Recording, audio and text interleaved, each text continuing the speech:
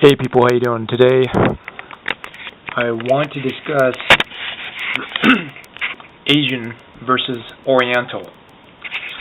What are the differences? What are the similarities? What is proper? What is improper? Who's to decide what's right? Who's to decide what's wrong? And why we refer to some people as Asians in part of the world? It means one thing, it means another thing in a different part of the world.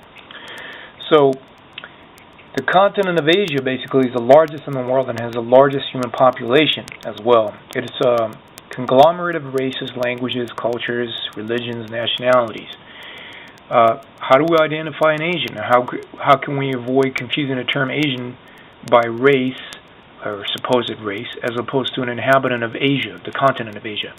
Well, often people in the U.S., for instance, refer to Asia as a part of the continent where the East Asian nations of China, Japan, Korea, Tibet, Thailand, etc. Dwell. So at times people come to see the western part of Asia as, the Middle East, or whatever that is, and that in itself is a Eurocentric term that is, always in relation to something further west.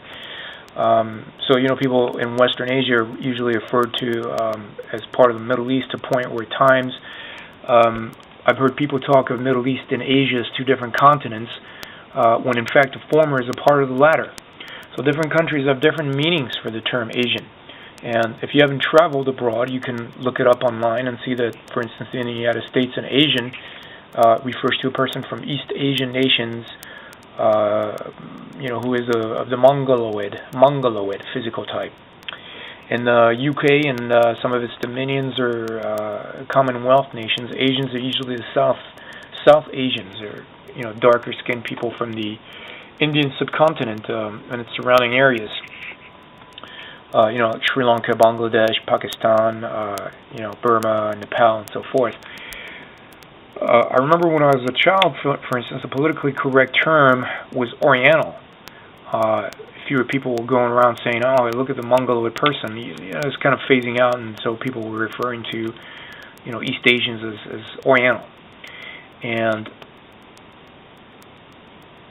at some point that became politically incorrect because at some point some members of East Asian nations, delegates living in this country, or Asian Americans, East Asian Americans, thought it made them sound too static and undynamic. I read that online. Undynamic in the eyes of the West, and they weren't a mobile people. And the term sounded Eurocentric, according to them. So since ancient times, however, the term Orient simply meant the East, as opposed to the Occident, which was the West. So in fact, Greeks, the ancient Greeks, often referred to people from what passes as quote-unquote Middle East as quote-unquote Orientals or Asiatics. A lot of times when they talked about Asiatic troops, they talked about light armed troops from what is now Turkey or Syria or Iran or what have you. So what constitutes the proper term is very much subjective and depends largely on the individual country, as well as a carefully crafted politically correct speech that now engulfs and pervades all levels of life in the United States and United Kingdom, as well as its dominions and Commonwealth nations, because I hear from people online that Australia is turning that way as well. So probably less so than the U.S. and UK. But for on the U.S. Census sheets, you have an Asian person can be people as racially diverse as Mongoloid Japanese or Australoid Indians, and you could see that a Japanese is definitely different than a person from, say, southern India, whose skin is very dark brown, dark black, with wavy hair, and very different type of people. So how could they both be Asian?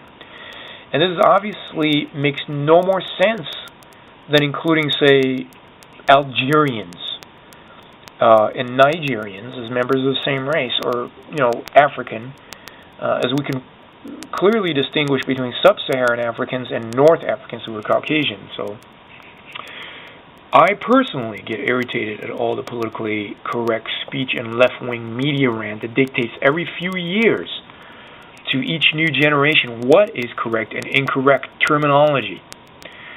as if humanity was incapable of forming critical thought about visible features in people, and needed some form of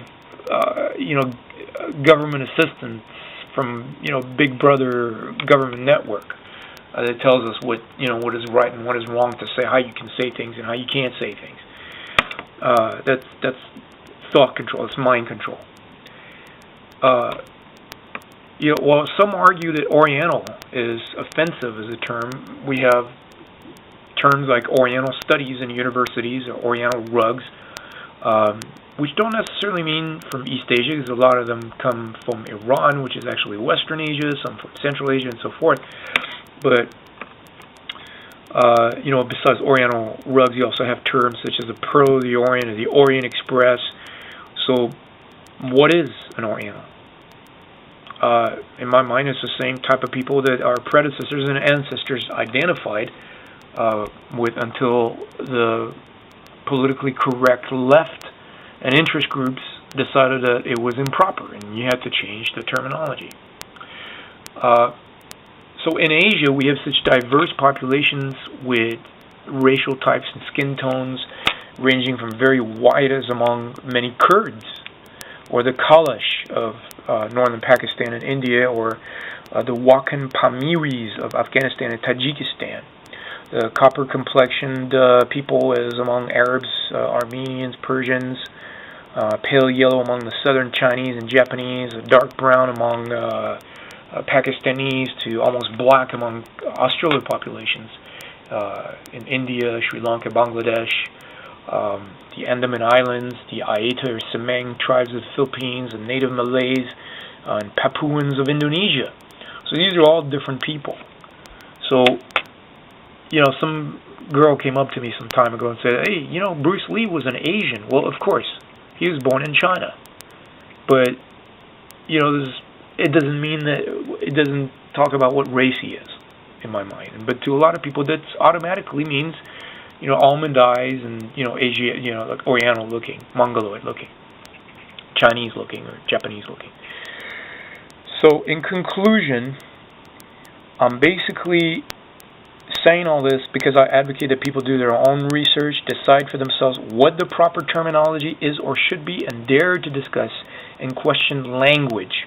So, language is very important. Who decides what proper language is?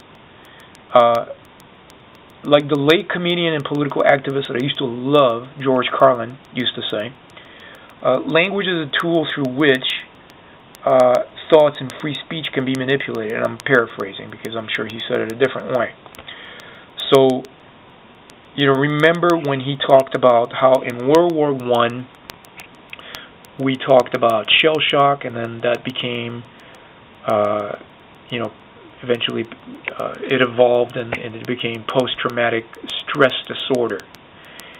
So language has a tendency to either try to soften something or to manipulate it. So think for yourselves. This is Truth Be Told channel, and I welcome your feedback.